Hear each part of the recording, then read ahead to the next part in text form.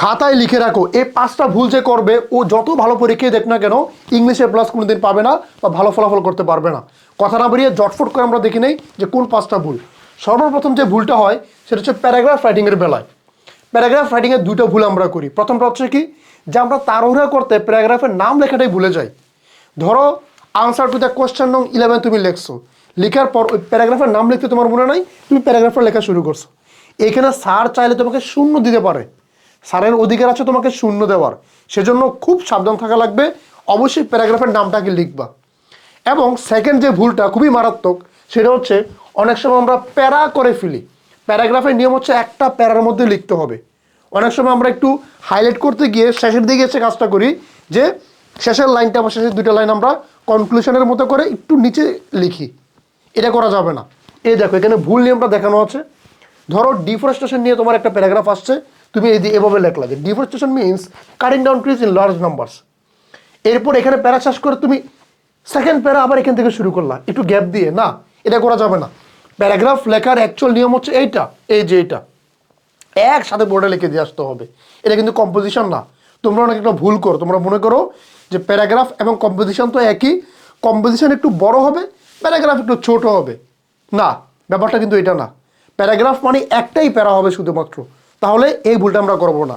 Second যে ব্যাপারটা সেটা হচ্ছে আমরা ফ্লো চার্টের বেলা একটা ভুল করি। এখানে একটা স্যাম্পল দেওয়া আছে, ধরো নেলসন ম্যান্ডেলাকে নিয়ে ধরো তোমার একটা ফ্লো চার্ট আসছে। ধরো এখন তুমি কি করলা, Nelson Mandela was a great leader, he photo for the people, এভাবে লিখতে কিন্তু হবে না। এখানে ভুলটা কোথায়? প্রথম ভুল, এখানে সেন্টেন্স আকারে লেখা। আমাদের পরীক্ষায় সাধারণত সেন্টেন্স আকারে আসে না, পরীক্ষায় লিখতে হয় ফ্রেজ আকারে। এবং আমাদের বাক্যের শেষে কোনো প্রকার ফুল স্টপ দেওয়া যাবে না, কোনো ফুল স্টপ দেওয়া যাবে না, কারণ ফ্রেজের পরে ফুল স্টপ হয় না, ফুল স্টপ হয় সেন্টেন্সের পরে। তো আমরা যে বক্স করে করে লিখবো, শেষে ফুল স্টপ দিব না, বা এটাকে আমরা সেন্টেন্স আকারে লিখবো না, বরং আমরা ফ্লোচারটাকে লিখবো হচ্ছে ফ্রেজ আকারে। কি বলা হচ্ছে দেখো, সাবজেক্ট বসবে না, ফুল স্টপও বসবে না ফ্লোচার্টের বেলায়। ঠিক আছে, যে ফুল সেন্টেন্স ভার্সেস ফ্রেজ, আমরা হচ্ছে ফ্রেজটাকে প্রেফার করবো ফ্লোচার্টের বেলায়। ক্লিয়ার? তাহলে সঠিক বাক্যটা কীরকম হবে, মানে ফ্লোচার্টটা এরকম হবে যে a great leader fighting for the people.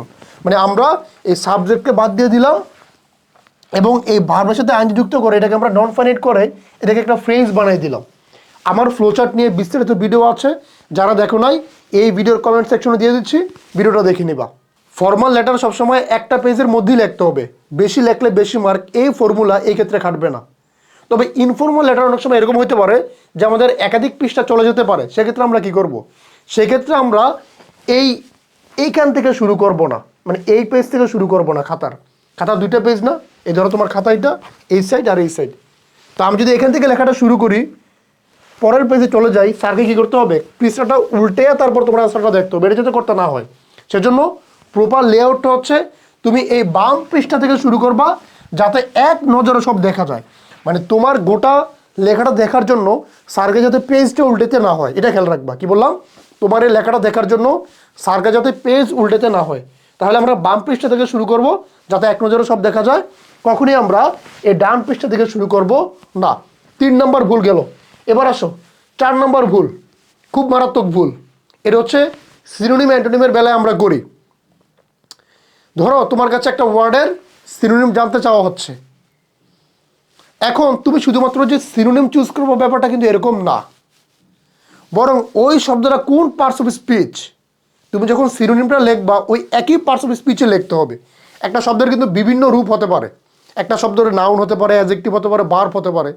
But তুমি যখন সিনোনিম লিখবা তখন প্রশ্নের সেন্টেন্সটা যেই পার্টস অফ স্পিচে আছে, তোমার আনসারটা ওই একই পার্টস অফ স্পিচে হওয়া লাগবে। ঠিক আছে, যেমন ধরো এখানে এই অনেস্টি ওয়ার্ডটা কি, একটা নাউন, তো এর সিনোনিম তোমাকে ইন্টিগ্রিটি দিলা, এই নাউনই দিতে হবে তোমাকে। কিংবা ইন্টিগ্রিটি এর একটা নাউন, এর সিনোনিম তুমি অনেস্ট দিতে পারবে না, তোমাকে অনেস্টি দিতে হবে, কারণ অনেস্ট হচ্ছে একটা অ্যাডজেক্টিভ। কিন্তু আমাদের এখানে প্রশ্নের যে শব্দটা দেওয়া এটা কি, নাউন। এর জন্য তোমাকে ওই অনেস্টের নাউন ফর্ম কোনটা আছে ওটাকে চুজ করতে হবে। ধরো পরীক্ষায় আসছে যে ইন্টিগ্রিটি শব্দের এই সিনোনিম কি, তুমি দিলা অনেস্ট, না, তোমার এটা ভুল হবে। কেন হবে? কারণ ইন্টিগ্রেটেড একটা নাউন আর অনেস্ট এটা একটা অ্যাডজেক্টিভ। সো নাউনের সিনোনিম কোনোদিন একটা অ্যাডজেক্টিভ হতে পারে না। তোমাকে সেম পার্টস অফ স্পিচটা ডেফিনেটলি চুজ করতে হবে। এই গেল আমাদের কত 4 নম্বর ভুল। 5 নম্বর ভুল আরও মারাত্মক, সেটা হচ্ছে ভুল প্রেজেন্টেশন খাতার মধ্যে। ধরো তুমি যখন প্রশ্ন আনসার করবা, তুমি শুরুতে 7 নম্বরটা করলা আনসার, এরপরে 9 নম্বর, এরপরে 2 নম্বর, এভাবে খাতার মধ্যে কোনো কনসিস্টেন্সি থাকে না।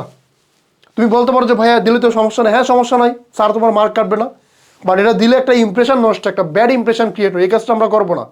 আমরা চেষ্টা করবো শুরু থেকে ধারাবাহিকভাবে অ্যান্সার করার। 1 নম্বর আনসার করছো, 2 নম্বর করছো, 3 নম্বর পারো না, 5 নম্বরে চলে যাও। কিন্তু ওই শুরুতে 7 তারপরে 2 এই কাজটা করা যাবে না। ক্লিয়ার? এরপর দেখো, অনেক সময় যদি আমাদের খাতায় ভুল হয় লেখা, আমরা এভাবে কাটাকাটি করি। দেখছো কি বিশ্রীভাবে কাটাকাটি করছে? এই বিশ্রীভাবে কাটাকাটিটা করা যাবে না। আমরা কি করব? এখানে দেখো সঠিক ফরম্যাটটা দেওয়া আছে। সঠিক ফরম্যাটটা হচ্ছে এই যে, আমরা কেবলমাত্র এই একটা দাগ দিব, একটা দাগ দিব, একটা, শেষ, একটা টান দিলেও হয়ে যাবে। আর প্রশ্নগুলোকে ধারাবাহিকভাবে, যে কোশ্চেন নম্বর 1, কোশ্চেন নম্বর 2, এরকম ধারাবাহিকভাবে আমাদেরকে লিখতে হবে।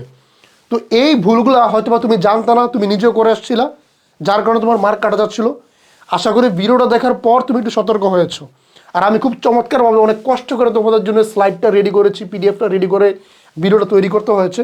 সো অবশ্যই সবাই ভাইয়ার এই কষ্টের মানে প্রতিদান স্বরূপ ভিডিওটাকে শেয়ার করে দিবে আর ফ্রেন্ডদেরকে মেনশন করে দিবে। ধন্যবাদ সবাইকে।